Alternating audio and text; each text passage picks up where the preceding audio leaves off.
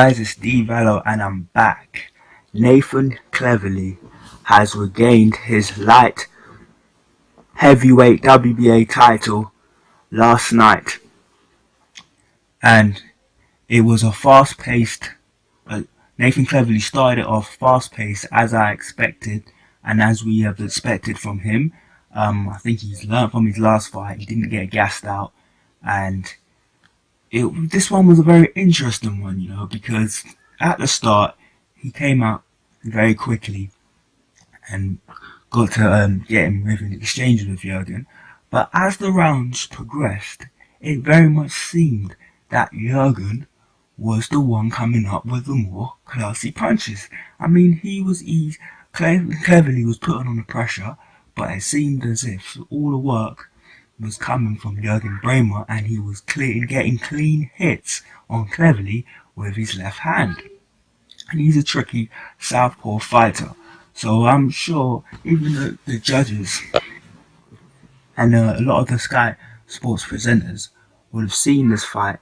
They were even giving it, the commentators was even saying that Jurgen was heading it, and at the end of the fight the judges had it as even. So, I watched this fight last night, and even though Cleverly was moving forward all the time and he was the aggressor, I'm sure Jurgen Bremer was definitely getting off more cleaner shots and combinations. So, I don't know how this happened, but it has. So, let me know what you think, guys, because this one was a good fight. It was very much a slugging match. These two really went at it with each other, and Nathan Cleverly came out on top. Now, there was a strange ending to this one because it finished in the start of the 7th round, end of the 6th, stoppage. Jurgen Bremer quit on the stool and said he couldn't carry on because of an injury to his left shoulder.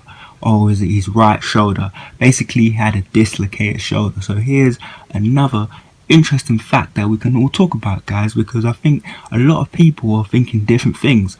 I watched the fight and I didn't see when he got the injury. I just saw the result of it, and a lot of people are saying that maybe this was fixed. But let me know what you think, guys, because everyone has a different opinion, and I want to hear what you think, because this one was weird. I mean, it seemed like Jurgen Bremer was winning the fight, and then at the end of the 6th, he just kind of got an injury and gave up. I mean, there's two sides of the story, so I'd like to see what the official report of his injury was. But I know German fighters and the fighters of his sort, even if he was in pain, he wouldn't show it, and it's because he's very tough.